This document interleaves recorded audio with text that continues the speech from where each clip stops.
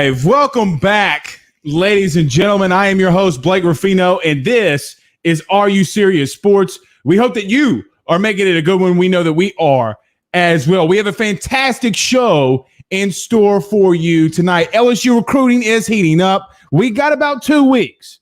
Today is the first, so we do have about 2 weeks, and we got a lot to get into. Mike Scarborough from TigerBait.com will be joining us at 7:20 p.m. Central Time. Also, Stephen Miller with the Maction Minute will be coming on stream with us as well.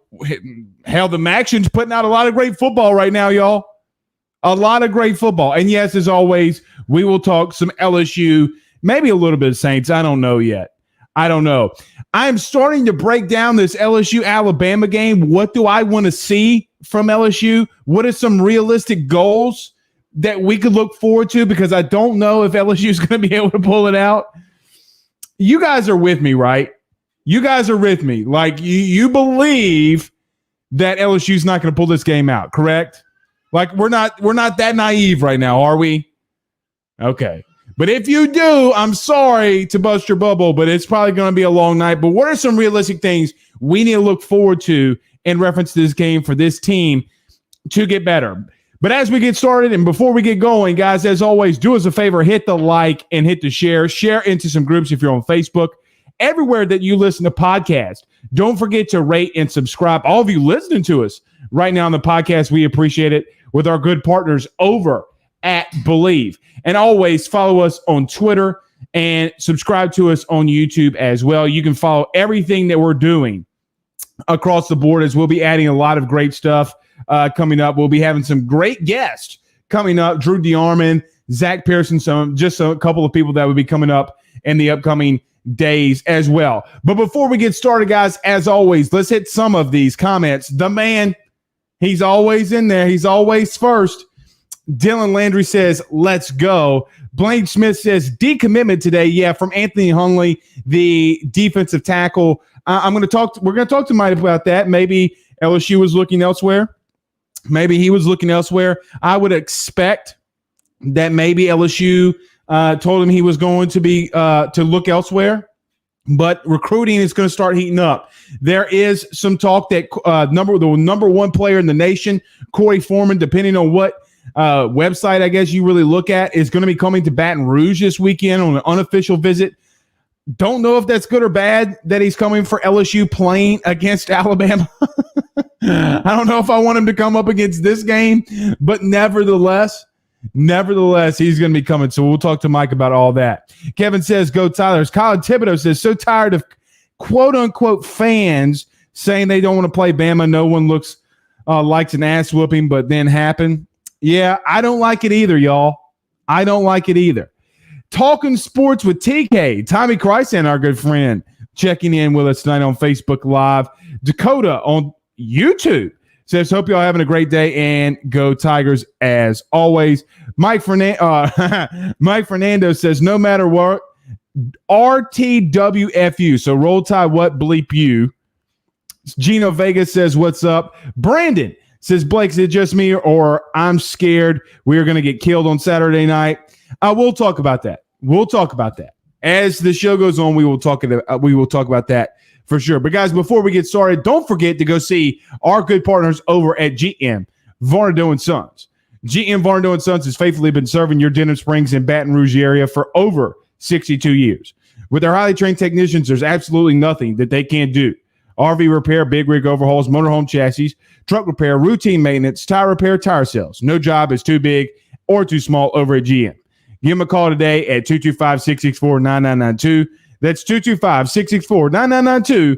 And tell them Blake Ruffino sent you by. And also, go see our good friend, Mr. Woody Clark, over at Robinson Brothers Ford. All you got to do, hashtag ask for Woody.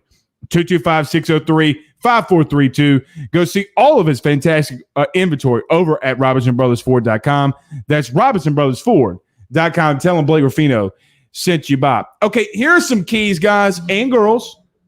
We've been getting some girls coming up and watching the show. I like it. I dig it. Wholeheartedly. We got women wanting to come in. We got everybody coming in. I dig it. I love it. We doing great out in Dallas, Baton Rouge, Atlanta. Dude, the podcast is going crazy. Everybody's subscribing to the podcast. I couldn't believe it. It was absolutely nuts. So when I say, hey, guys, I don't necessarily mean just males, individuals. That's not what I mean. I mean everybody. I mean absolutely everybody. Okay, here are some things that I want to see. And number one, this is good. It's just going to be across the board. And this is the game that's going to be inside the game, and that's Derek Stingley versus Devontae Smith. We all remember what happened last year. Devontae Smith really just teed off on Derek Stingley Jr. Devontae Smith's starting to tee off on everybody now, y'all, in the SEC. Like, it's kind of getting unfair. And look, I know that we just had the new college football rankings out. Everyone's complaining, oh, my God, Georgia's in the top 10. Oh, my God, BYU is. And oh, my God. I don't care about the rankings right now. There's so much more football to be played. It's all going to shake up the way it's supposed to. It's going to shake out all the way it's supposed to. So I don't want to overreact, underreact. I don't care about all that. Like, I really don't, y'all. I really, really don't. I don't want to put too much emphasis on it. I don't want to put too little emphasis on it. But I'm not going to worry about the rankings that came out tonight because it doesn't mean anything. But number one, I want to see Derek Stingley Jr. honestly just lock down Devontae Smith after what happened last season. Listen to me. And I don't think, and look, Derek Stingley will be a top 10 pick, top 15 pick, depending on, God forbid, what something were to happen. But he's a top 10 pick, in my opinion. But listen, if you want to start getting in that top 5 range, if you want to really start making, look, hey, Devontae Smith did something to me last year. You come back out and you lock him down. You can damn near start to solidify, really, really solidify your staple on what you want to do moving forward.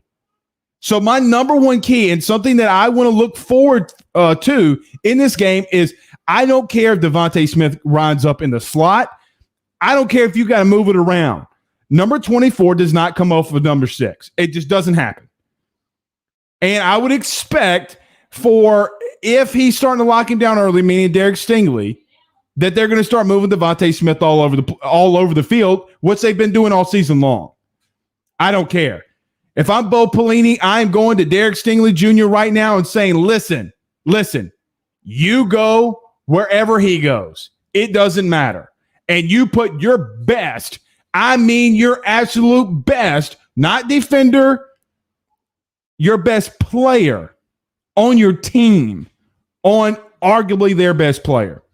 Blake Quibido says, have to focus on staying on the field and eating clock, ball control. That's number 2. Blake, it's a good point. Look, I don't want to hear, and listen, I start saying these things a couple weeks before they need to be said, and I'm swear to God, I'm not tooting my own horn here. But we talked about the defense over the last 5 weeks, and we're starting to see them get a lot better. Don't tell me you can't run the football. Well, Blake, they're running for 2.6 yards per carry. Yeah. If you go look at a lot of football games and you go look at a lot of stats early, they don't look good. They don't look good. Go look at Derrick Henry in Tennessee. It's not until later into the game where they actually continue to run the football that, watch this, it's really funny. They start establishing the run. Have you ever heard the saying, establishing the run? Well, wait a second. How do you establish the run if you don't get going? LSU has to burn clock. Has to burn clock. If they do not burn clock, it's going to get really bad early. And listen to me. I don't think that LSU is going to win. I'm just going to say it right now. I know I'm going to get criticized for that. Do I think that LSU can beat them? Do I think they have the talent? Yes. I think that they have the talent. I completely think that they have the talent to match up with them one-on-one. I do. But if they don't get established in the running game and try to take the air out of the football, it's going to get nasty. And it's going to get nasty quick. So as Blake Quibido says, we have to focus staying on the field and eating clock. And here's another thing too, Blake. LSU over the last 5 weeks leads the SEC on third down on defense. 25%. I am going to hammer that. I'm going to hammer that stat until I can't hammer it anymore. Now, Alabama might go 10 for 10 this next week, and I'm going to have to stop saying it. I probably will, and that's okay. But when you're leading the SEC on defense over the last 5 weeks at 25%, give that to me all day long, y'all. Give it to me all day long. Let's see. Vic says, Blake, that's a good idea, but that would put too much stress on the other guys to understand assignments. But Vic, here's another. I get what you're saying, but here's another thing. They're going to score. They're going to score. You act like, if you can't establish telling Cardell Flott and possibly going, or maybe Eli Ricks to switch fields. And look, I think that they would even want to see Eli Ricks go up against Devonta Smith. I'm not personally saying that they should do it. Ultimately, that's what I would do. But Eli Ricks possibly being back, and you have Derek Stingley, I would just put Stingley on it, but that's me. But, Vic, I agree with you there that it might get a little too confusing. But this defense is coming up. Did you see those blitzes that they were sending at Texas A&M late in the game? Jacoby Stevens over the last 2 weeks has been blitzing straight up the middle and getting absolutely just free reins at the quarterback. So I think that they're picking it up. Colin Thibodeau says, I don't remember CD beating Stingley. He beat Javonte. He got a couple catches, but no, relatively, he didn't beat Stingley. Corey Kaye says, Ruffino. What's happening? Blaine Smith says, if he shuts down Smith, he may just skip next season. He's a top 10 pick guaranteed. Guys, we got to stop with that, man. We got to stop with that. And listen to me. I want to make this very, very clear because I know a lot of people stand on both sides of the fence on this Terrace Marshall thing, and they're going to stand on both sides of the fence when if a player that you want to come to LSU doesn't come there. But listen to me. LSU is going to process some guys in this recruiting class, and it's starting to happen. And guess what? Don't get mad at Terrace Marshall, and don't get mad that Anthony Hundley is asked to look elsewhere. Don't do it, and that is hypocritical. Do not do that shit. Excuse my language, but that is probably one of my biggest pet peeves of all time. If you're going to get mad at Terrace Marshall, you better equally get as mad at LSU for processing Anthony Hundley. You better do it. Because LSU did make a commitment to them in the beginning to say, hey, you have a scholarship. Now, we are going to be talking with Mike Scarborough in reference to recruiting in just 4 minutes. 4 minutes, we're going to call Mike Scarborough, and we're going to take a deep dive into some LSU recruiting. But in my take, you better get just as pissed off at LSU as you do players leaving and other players going to other schools. It just is what it is, y'all. You can't get mad at both. Now, do I personally think that Terrace Marshall should have stayed from a on-the-field standpoint? Yes. From a pick standpoint? Yes. Because I think that some GMs will have a problem with him not playing a full season since he was a junior in high school. Don't care that he did it. I think some people can have some opinions, but hey, but you better get equally as mad as LSU for what they just did to Anthony Hundley. And nobody's going to tell you that, but I'm going to tell you that. Reginald Cormier says, big facts, love your realness. I appreciate it, man. It's just the truth. I mean, look, if you're going to process guys out, you can't get mad at Terrace Marshall. You can't get mad if you're – look, here's where I stand on this, and we'll be getting to Mike Scarborough in just a minute. I don't really care what side you stand on either one of these arguments. Now, I saw a recruiting guy today getting an argument about this with somebody in a group. It doesn't matter what side people are on. However, if you take the side of getting mad at Terrace Marshall, you have to equally get as mad at LSU.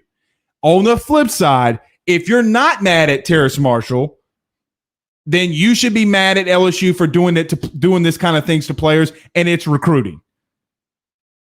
So I know it's a business, but you can't tell Terrace Marshall it's not a business and then flip and turn right around and tell LSU it isn't. You can't do that. That's not how any of this works. So again, nobody's going to tell you that in that little, anywhere you listen to sports and entertainment. And I'm not saying I'm the only guy with that take, but that's just the truth here. Doug DiBiase says, Blake, been away for the world for the last few days. Are LSU fans media still whining about playing Bama? Yeah, they're like a beaten dog. They don't want to do it.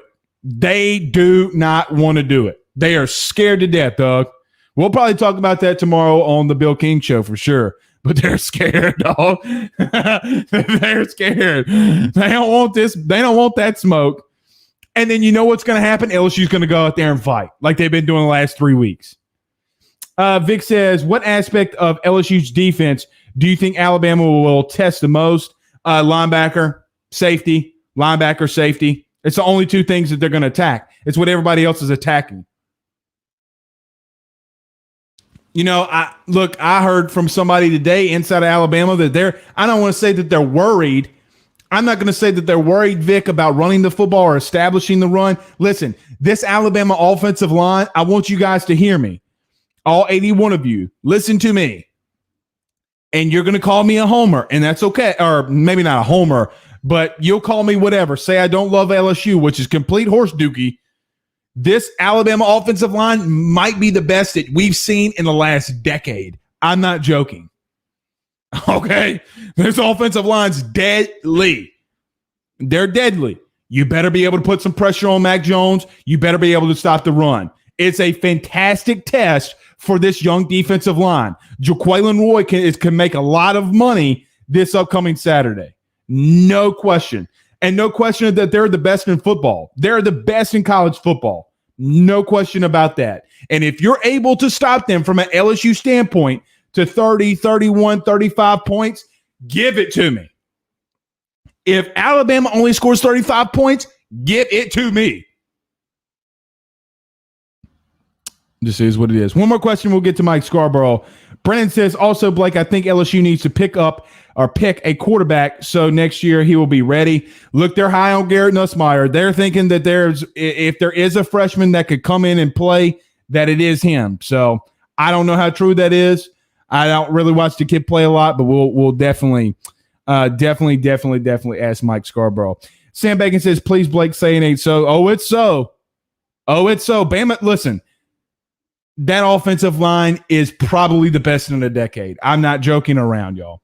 All right, let's get to Mr. Mike Scarborough. But before we get to Mike, you got to go check our good friends over at Your Home Team, the number one real estate firm in all of the North Shore, Louisiana, team.kw.com. That's team.kw.com, 985-467-7355. That's 985-467-7355, team.kw.com for all of your real estate needs in the North Shore. Looking for a new home? They got it. You're looking to sell your home? They got a real estate agent that's top of the line that will take care of it for you today. Give them a call and tell them Blake Ruffino over at AYS sent you. All right, let's get Mr. Mike Scarborough in here. Give him a call and let's talk some LSU recruiting, y'all. I'm really fired up to talk to Mike about some LSU recruiting because it's right around the corner. Right around the corner. Let's see. I saw a comment from Josh Rogers earlier. Hello. Mr. Mike Scarborough. What's happening? Oh, man. We're having a great show so far. We're talking a little LSU, Alabama. A lot of people are want to talk about recruiting. And so it's been a good show. How's your night going, my friend? Doing good. It's just starting to get geared up for the last few weeks here. Obviously, with Anthony Hunley and LSU departing ways today, that gives LSU another spot that's available. And so we kind of figured that was going to be one of the shoes that was going to drop here in the last month. Yeah, and that's an interesting question, Mike. And a lot of people are and we're talking about it. A lot of people are asking in the comments about it. Did he personally leave? Because, people are worried, obviously, that he might have left due to a possible scenario where LSU's getting their brains kicked in. Do you think this is something where LSU maybe have told him to look elsewhere, or is it Anthony Hundley that wants to look elsewhere himself? Yeah, no, I think it was a scenario where LSU was watching his film, and I think it was a mutual understanding where it was kind of like the thought was that Anthony wasn't likely going to have success in Baton Rouge or be able to see the field.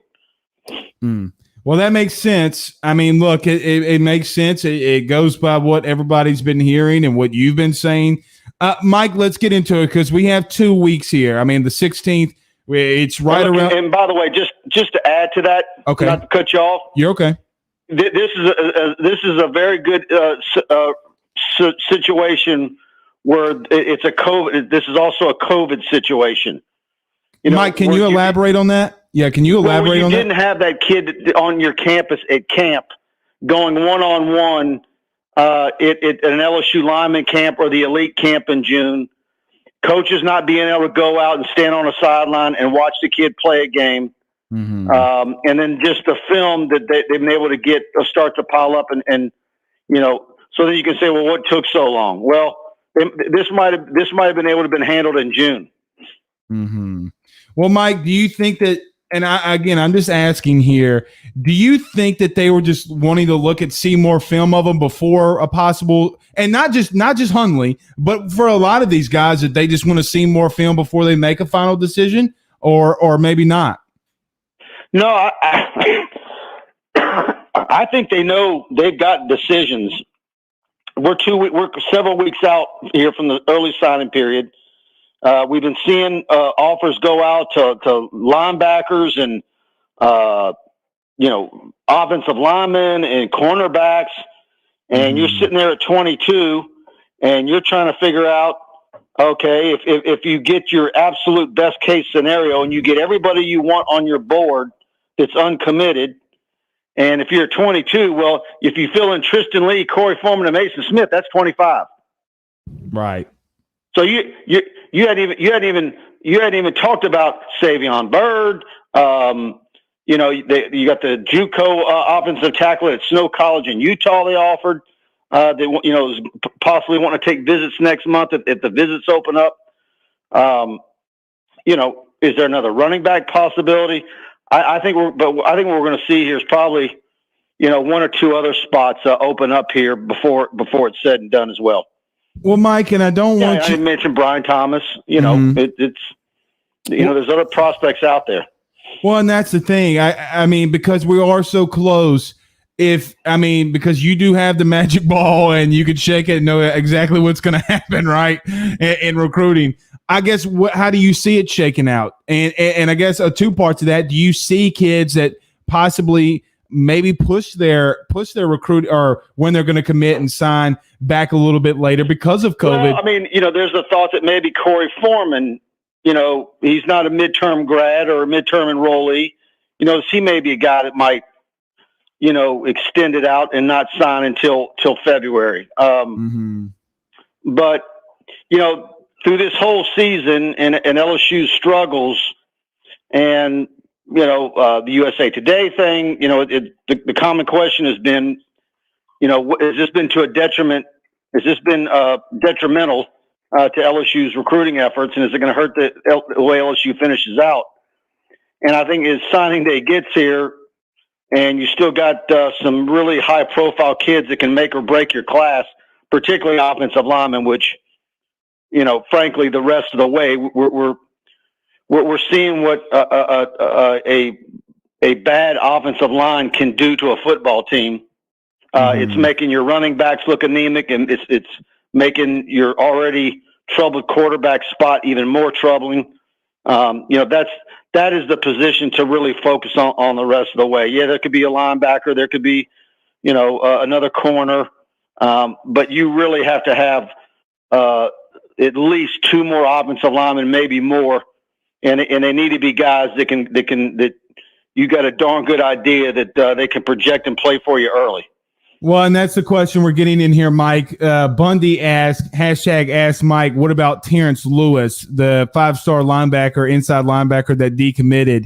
But it seems as if LSU's focus has been more on the offensive line, correct? Yeah. Look, it's you got Goodwin, the running back that decommitted from Auburn. Look, I think with what I've seen of the 2022 running backs in this state, and what I've seen of Corey Kiner, and him being a midterm guy, I think you're fine. Take it to the house with one, and go ahead and get those two next year, because I think Le'Veon Moss is fantastic, and I think Trevor Etienne's fantastic, and I think LSU's in great shape for both of them. So wow, that would be a haul right there for both of them, Mike. Yeah, I went and saw. I've seen Le'Veon twice, and I just think he's fantastic. And granted, I saw him against Broadmoor, which is not a very good football team. And don't tell Ryan Terrio that. Huh? Don't tell Ryan Terrio that. He thinks they're fantastic. Well, yeah. Well, but you got to realize I'm old school, and I'm a Terra High School grad. So that was always our rival. So I'll always throw shade at Broadmoor any chance I can get. Yeah. Mike Scarborough from Tiger Bay. Back when Terra High and Broadmoor actually had good football teams. True. Reginald Cormier asked Mike. He said, asked Mike, what happens if Brian Thomas comes back in the fold? Is he really out of the fold, or do you think that, because a lot of people have been kind of hinting that he might be looking at a Texas A&M? It looks like Bama's kind of cooling off. Do you think that he ends out a little bit more west, maybe possibly Texas A&M? Yeah, I just think the thing with Brian is because, one, he's quiet. Walker's obviously not had the type of season they would like to have. I've said it over and over again with Brian. It's, I probably interviewed him more than anybody in the last couple of months. I think I've seen him 3 times since August. But the interviews I've done the last 2 or 3 are not much different than the previous 2 or 3. I could go probably download one from April and put it out as new tomorrow, and it'd probably sound the same. Right. And so I think that's, but like I said, he's quiet, and he's not a guy who's real active on Twitter, and he's not. So I think that's part of where people are just, getting on message boards and, what I heard, and everybody's got an I what I heard line to tell you. So, I think with him though, his dad obviously is real involved in the process, like a parent should be. But I think if it was totally left up to Brian and it was none of that other stuff, he probably might have been done by now. Right. Colin asked, and something that for whatever reason, Mike, is we're coming into the close day, and possibly, as LSU has always done, try to leave a couple of slots open in this recruiting class. Colin asked, Mike, is there any JUCO or transfer quarterback that they might be looking for a new home? But I feel like they have no other needs because you do have a guy like Garrett Nussmeier coming in, right? Yeah, no, they're fine at quarterback. You don't need to do that. I just say the quarterback spot, you throw it wide open. Garrett Nussmeier arrives, you throw it wide open. We'll see what happens with Scott Linehan in the offseason. We'll see what staff changes there might be throughout the staff. But either way, if you're at Orgeron, in my mind, you throw it wide open and say no one has a lead.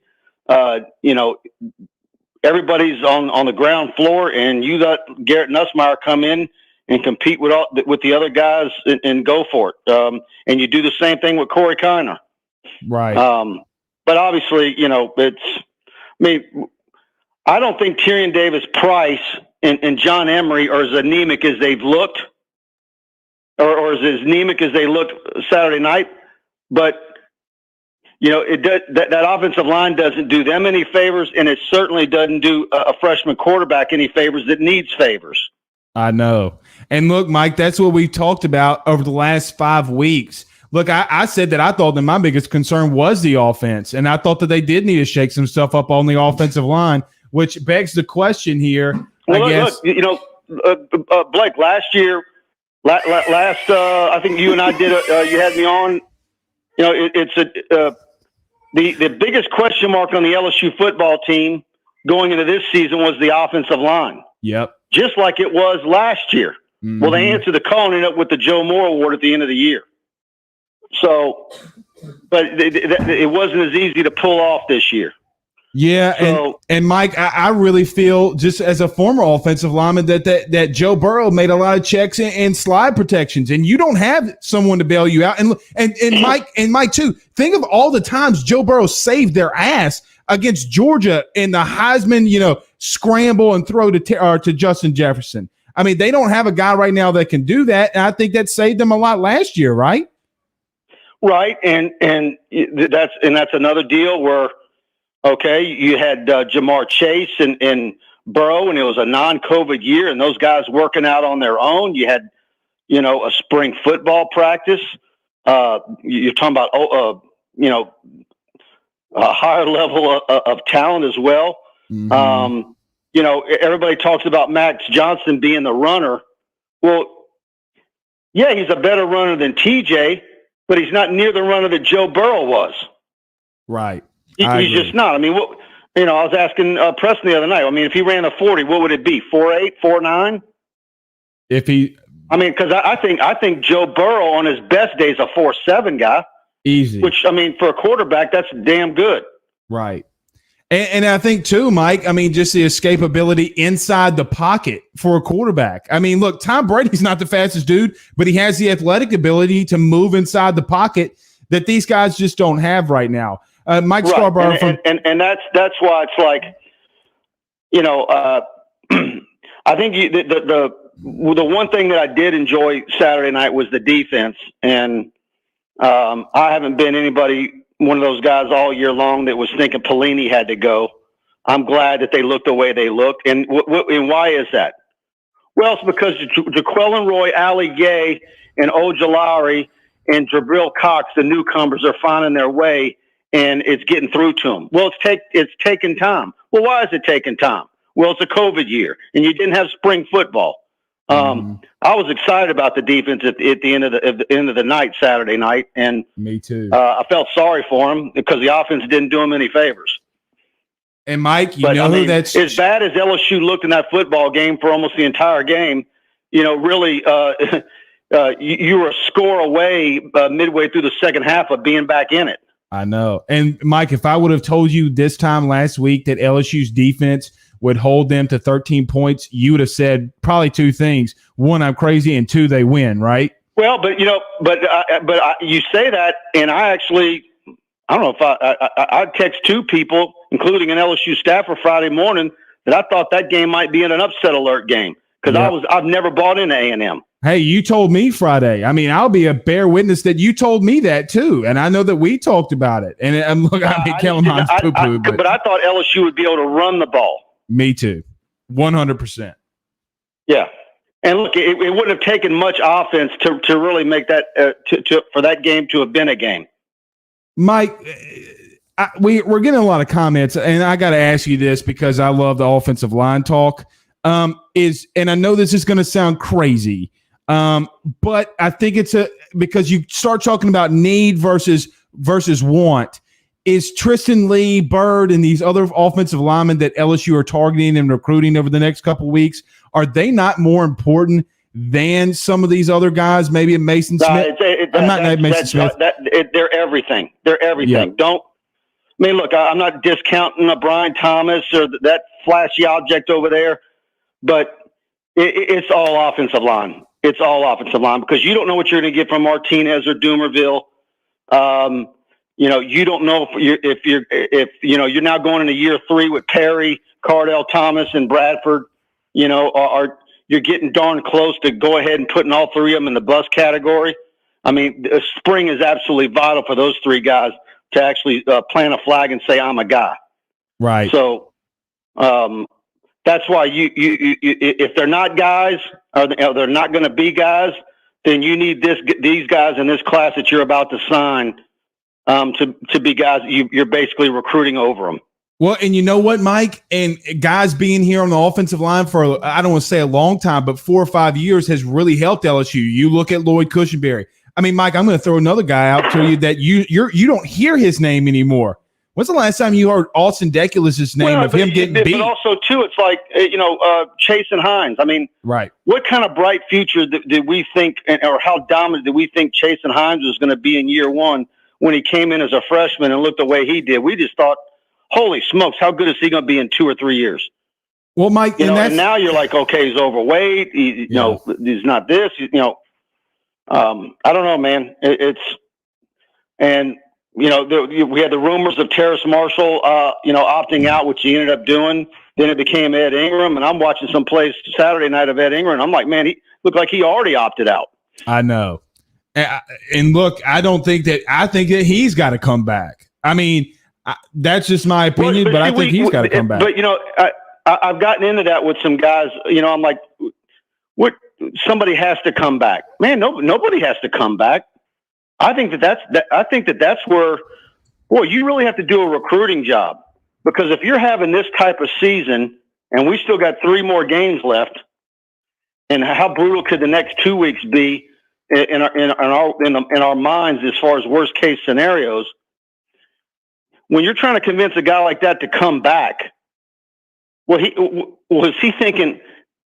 My question is, are these guys having fun? It's one thing to be on a team that's 8-4 or in this year at 6-4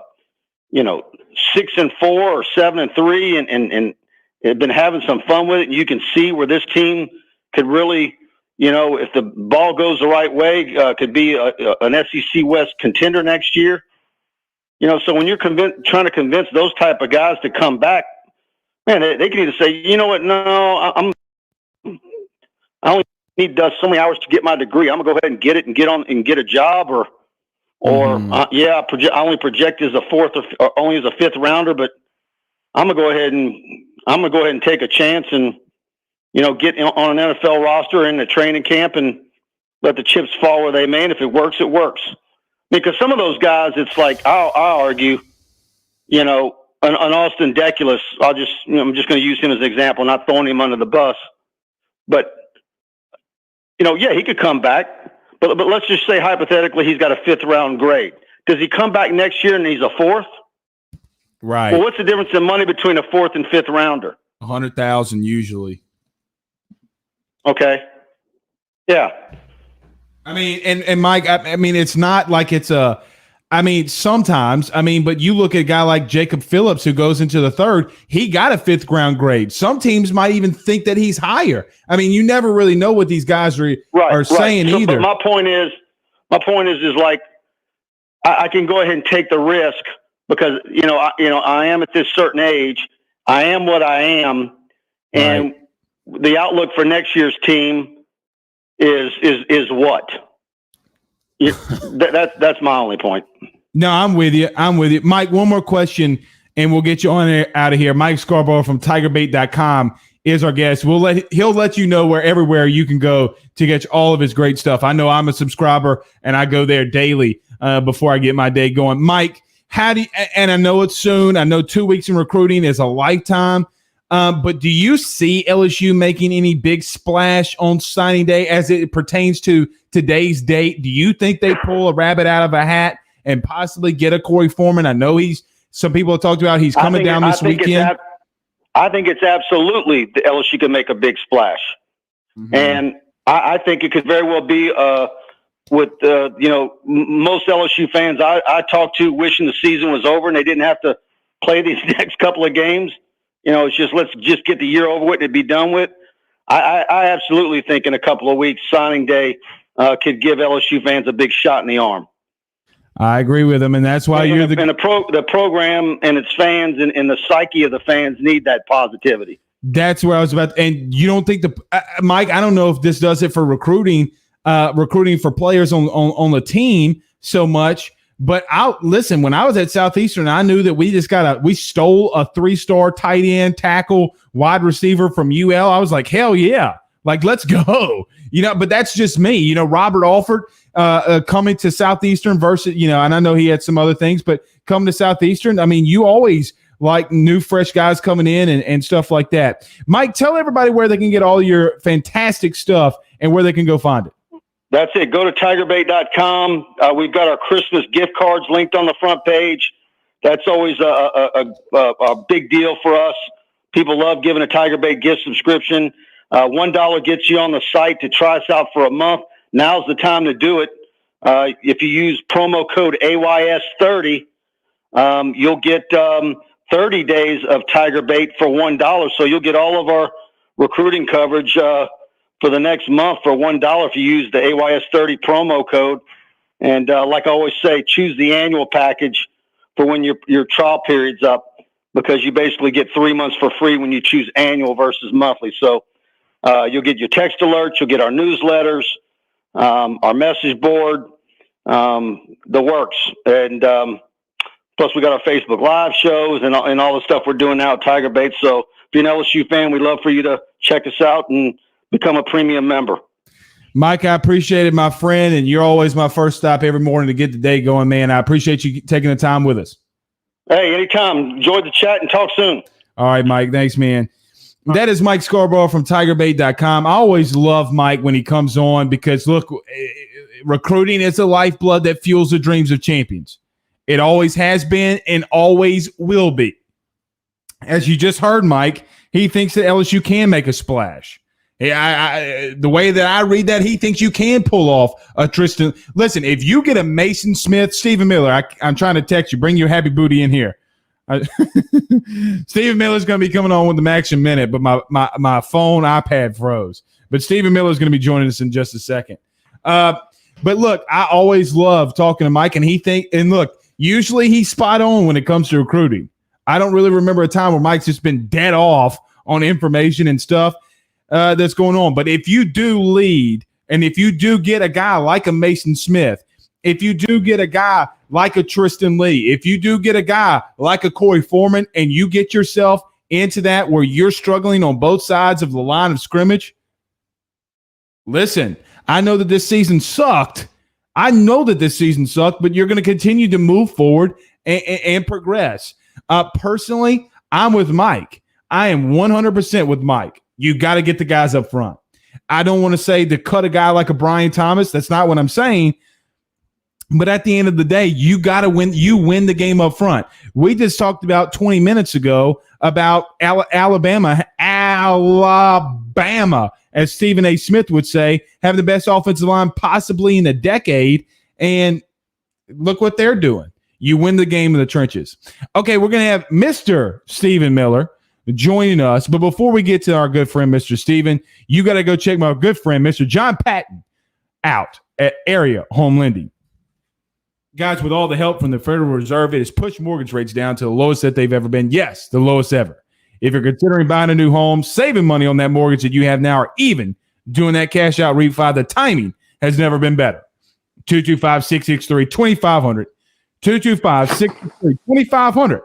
And tell them Blake Ruffino at AYS sent you by.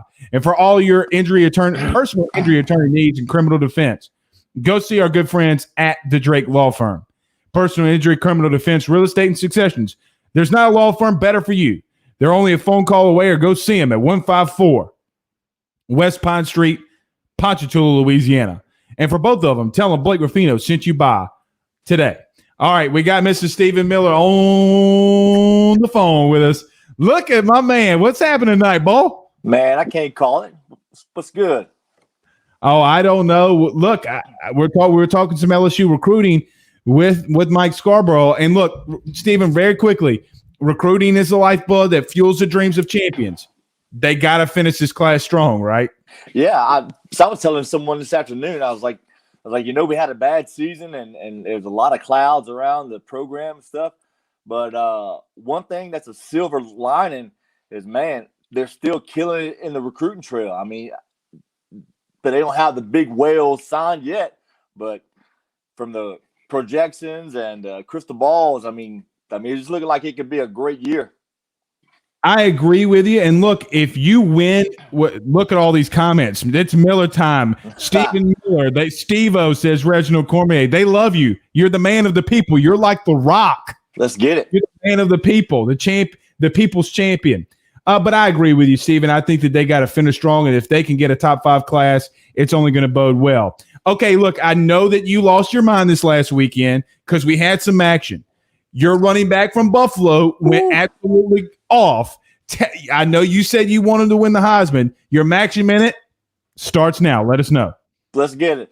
Unless you guys have been in a rock, I mean, this little kid from Buffalo is absolutely crushing it. Last weekend, he had 36 carries, 409 yards rushing in one game with 8 touchdowns. Now, before the game, he had 8 touchdowns on the season.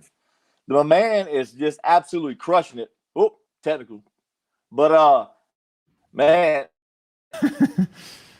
Don't worry about the technical difficulties. They always happen, but keep going. When you're watching the game, it's like you can't even go use the bathroom or go fix a drink because, man, if you do, I mean, Shooter's going to score.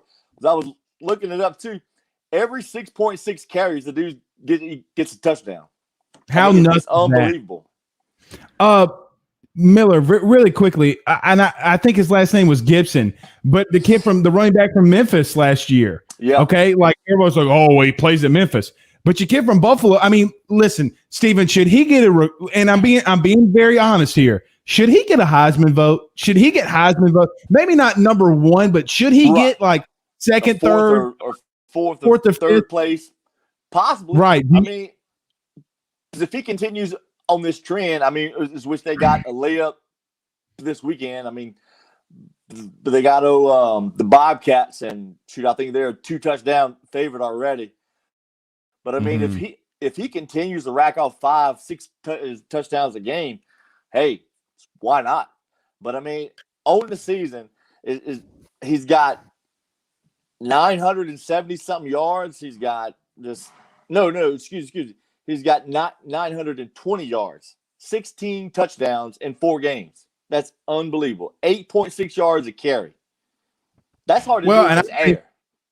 That's what I was about to say. I mean, that's hard to do against anybody, much less and look, I mean, you're still having to break the tackles. You're still having to go and run. You still have to go out and score in space. So, I mean, I agree with you.